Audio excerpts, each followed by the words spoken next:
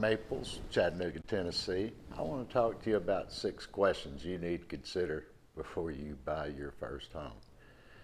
Now, your first step is going to be to figure out what your goals are and how home ownership fits into those long-term goals.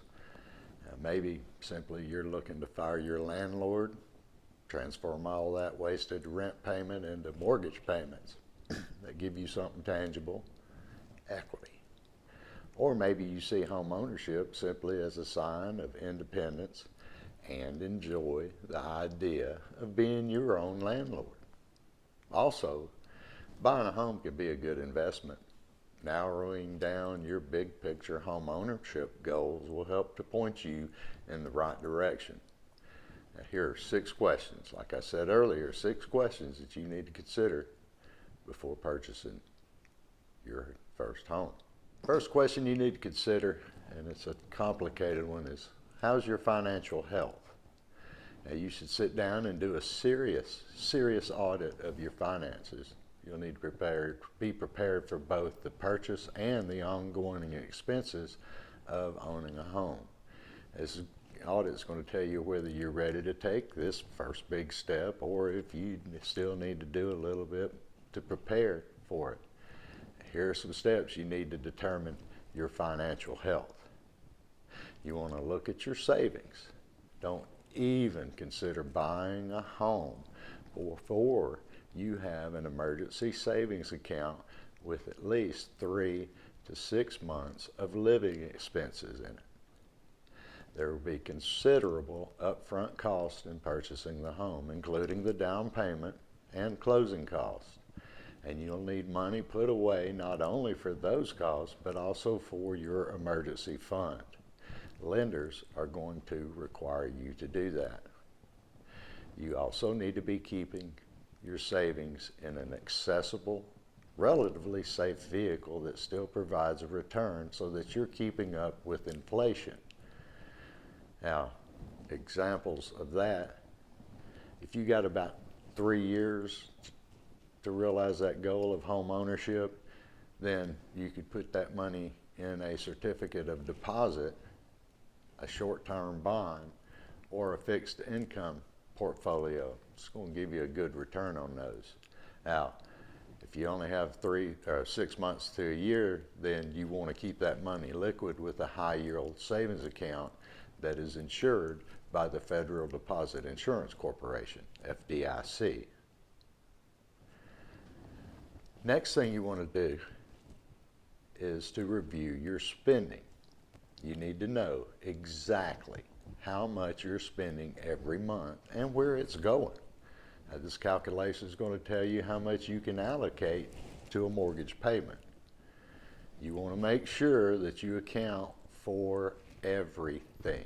I mean everything. Utilities, food, car payments, car maintenance, car insurance, student debt if you have any, clothing, kids' activities, entertainment, retirement savings, regular savings, subscriptions. Good Lord, don't we all have a bunch of those these days? Insurance, health insurance, pets, medical expenses, and any other miscellaneous items, even beer money, because you know you're going to have some wants and some splurges. Okay, so financial health, we're still talking about that. How's your credit? Generally, to qualify for a home loan, you'll need good credit, a history of paying your bills on time, and a maximum debt to income ratio, DTI ratio, of 43%. But ideally, you want to be more around 36%. Lenders generally prefer to limit housing expenses, that's principal, interest, taxes, and homeowners insurance, to about 30% of the borrower's monthly gross income. So paying down some of your debt or looking for ways to generate extra income before applying for a mortgage could help you to improve your DTI ratio, your debt to income ratio. So while we're talking about credit, let's go ahead and talk about credit score. Now, credit score is simply just a number value that reflects your ability to pay back a debt. 720 is a good credit score, and lenders like that number. Now you can go as low as 580 though, expect to pay a little bit higher interest and have a bigger down payment. Now, factors that affect your credit score are late payment history and delinquencies, the number of open credit accounts, and the balances of those accounts in relation to the limits. And finally, your credit utilization. Do you really utilize those accounts, or are they just sitting there? Second question you want to consider before purchasing a home is what type of home is going to best suit your needs. And you have quite a number of options when purchasing a residential property. You've got your traditional single family home, you got duplex, a townhouse, a condominium, a cooperative, or a multifamily building with 2 to 4 units. Each option has its pros and cons depending on what your home ownership goals are. So you'll need to decide which type of property will help you reach those goals. You can save on the purchase price in any category by choosing a fixer-upper, but be forewarned, I'm going to tell you, the amount of time, sweat equity, and money required to turn a fixer-upper into your dream home might be a little bit more than you bargained for. You get there, you'll be like, dang, I bit off more than I can chew. Your third question you want to consider is, which specific home features do you want? Now, while it's good to retain some flexibility with this list, you are, after all, making perhaps the biggest purchase of your life. And you do deserve to have that purchase fit both your needs and wants as closely as possible. Your list should include basic desires and needs, such as how large of a yard do you want? How much mowing? How much landscaping? How much time you want to spend out there taking care of that? How many bedrooms do you need? What's the neighborhood like? How far is the house from my job? Do I want a 10-minute commute or a 30 or 40-minute commute? So big one, are there schools that are good in the area? Another question, can I buy my own fixer-upper and make my own improvements?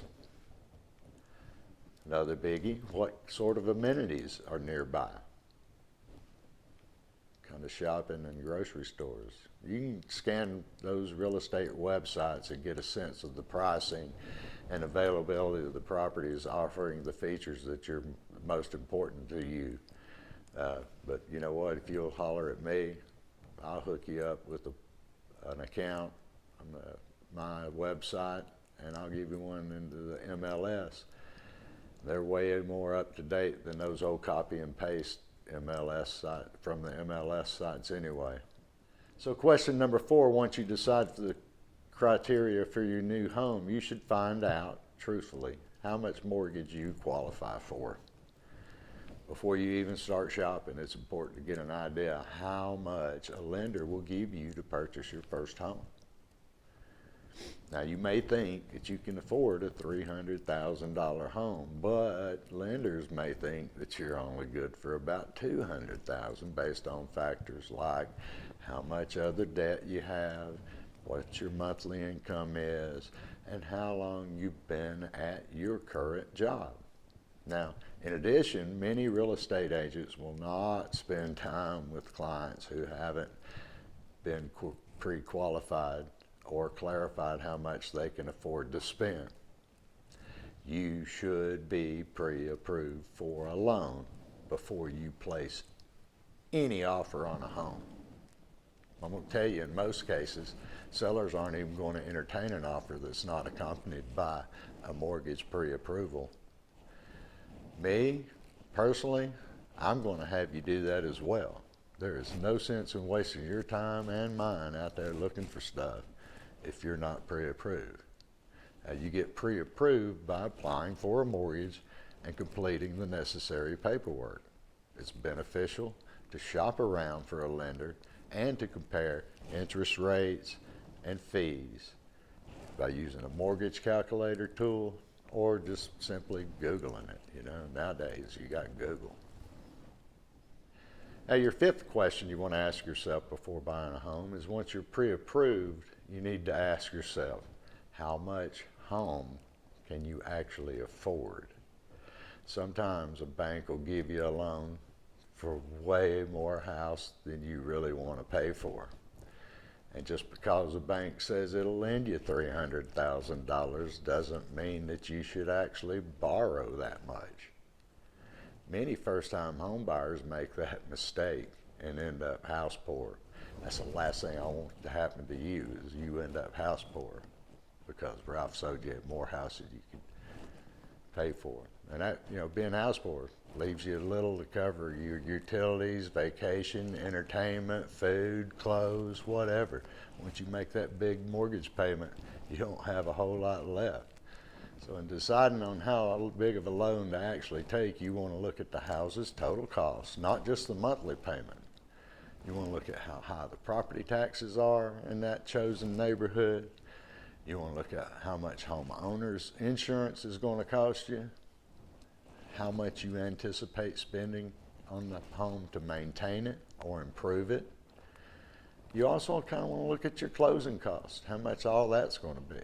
So house shopping with a smaller budget than you're approved for not only makes your financial life more flexible, it can also help you in a competitive housing market like we've been experiencing.